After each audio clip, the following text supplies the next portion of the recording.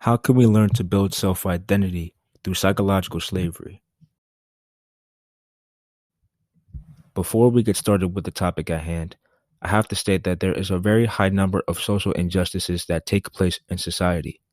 A lack of representation for Hispanics and Latinas, violation towards the LGBTQ community, and discrimination towards Asian Americans are examples that only scratch the surface of the inequalities that you may face. Every injustice is unique in their own right, but are similar as they share a very overlooked concept: your self-identity. The backlash and disrespect you take because of these inequalities can severely damage your self-confidence and lower your morale. Atticus said it best in To Kill a Mockingbird: "Before I can live with other folks, I've got to live with myself." The one thing that doesn't abide the majority rule is a person's conscience. In the context of the novel, being comfortable with yourself and others means making the right decisions, even if the majority calls you insane. Now, when applying that to your social injustice and self-identity, knowing who you are and deciding for yourself who you want to be instead of someone else are the steps you take to walk on the path of self-confidence and will allow you to lift yourself up, regardless of the social violation. With this in mind, I will be addressing the social issue of psychological slavery that hurts the psyche of African Americans. This is not meant to discriminate nor put anyone down, but rather observe how a social injustice as such can help us learn how to love ourselves more and be proud of who we are and who we choose to be. You are a man who has really sought to understand Black men and the way they think. Tell us what you've learned, because you say they're crazy. You've got a comment before you get to that Black question. people in general. Black people in general. With kind of a focus on Black men. Okay. Because that's where the problems are most severe. Gotcha. I guess that one of the things that I've learned that is fairly distinct about the word is that we still carry many of the scars from the years of oppression and captivity here in America. Now, if there's something that distinguishes our psychology from the psychology in general, the way that we understand how other people function, is that we are still dealing with those struggles, with those scars, with that captivity, with that experiences of having been America's slaves. Unlike many other people, everybody else who came, we still don't like ourselves. We don't like our communities. We don't see our own capabilities. We don't work for ourselves. We tear each other down. We like to divide and conquer. Our groups somehow spend all of our times trying not to be ourselves. We want to look good, but we don't want to do good. We still put much more worth and attention, as I mentioned earlier, in our capacity to entertain people than we do to inform people.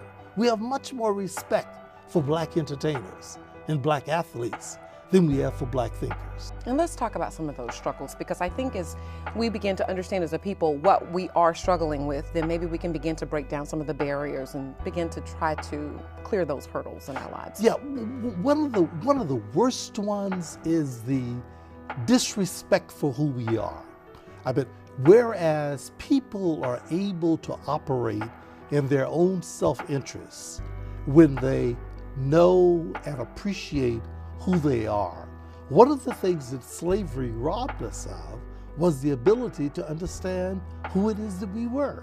We therefore have always had to look to other people as images of our possibility, as role models, and did not believe that somehow to be a Black bald-headed man or to be a Black nappy-headed woman could be dignified, could be beautiful, could be intelligent, that there was genius in who we were. Not that we were better than any other human beings, but we didn't even realize that we were just as good as any other human beings on this planet. And struggling with that self-esteem, struggling with that issue of simply learning to love ourselves as being comparable to any other human beings on the planet is one of the biggest psychological problems that we've had to deal with. We still do not think of ourselves as being geniuses. We think we could be good entertainers or outstanding athletes, but we don't believe that we could be thinkers. We don't believe we could be philosophers. We don't believe we can be great healers. We don't understand those aspects. I don't want to be 50 years old at a BET We Shall Overcome Achievement Awards. You know what I'm saying? Not me. You know, I want when they see me, they know that every day when I'm breathing, it's for us to go farther. You know, every time I speak, I want the truth to come out. You know what I'm saying? Every time I speak, I want to shiver. The problem is that it's extremely difficult to correct a problem if you don't understand the source of the problem. We have to somehow recreate our mythology. We have to recreate our fairy tales. We have to recreate our images. We have to recreate our symbols so that we can represent us at our best. It's going to have to take generations of people who begin to struggle with this. And I continuously emphasize that this didn't start yesterday. People have talked about this for many, many generations and have encouraged us to try to rebuild our concept of who we are, because that information has to begin to be passed along so that we can come up with someone who will own a television station, or who will own a movie studio, who will own a publishing company, and will give it the marketing backing that will somehow be able to celebrate us at our best. Yeah, I saw you say that Black Panther is a cultural moment. I think your exact quote was, "We're not remembering breaking the color barrier or how funk was created, but we are living this." Can you elaborate on that a little? Yeah, this is, you know, I hesitated to say this before we got here because we didn't know whether we had a good movie. We didn't know how people were going to respond to it. But just seeing how people have bought out theaters, you know, before they've ever seen it. They haven't even seen it. Yeah, you've seen it. Saw it last night. Yeah. They haven't even seen what the movie is. That's historic. Yeah. You know, this is history being created. In those other movies I was doing, you know, we were remembering the past. Mm-hmm. You know, we were looking back at history. This is you know, a very, very present moment that takes us into what could be a different future. If you know who you are, if you know the greatness from which you've come, then that can begin to give you the keys to begin to rebuild what you can be. At some point, you got to decide for yourself who you're going to be. Can't let nobody make that decision for you. If you don't love yourself, nobody else loves you. And nobody has to do anything to us now. A lot of people died. A lot of people struggle. A lot of people continue to deal with day-to-day issues of understanding that we've got to break these psychological chains of slavery. We've got to understand who we are. We've got to understand what we can do, what we have done, to be able to have the audacity to hope and to dream and to build. All those kinds of things don't happen magically. It's not a cosmetic thing. It doesn't matter what face is there.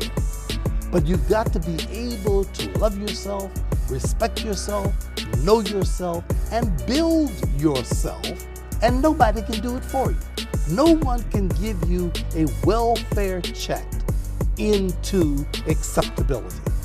You have got to earn that by taking on the responsibility to somehow change yourself and change the world that you're living in.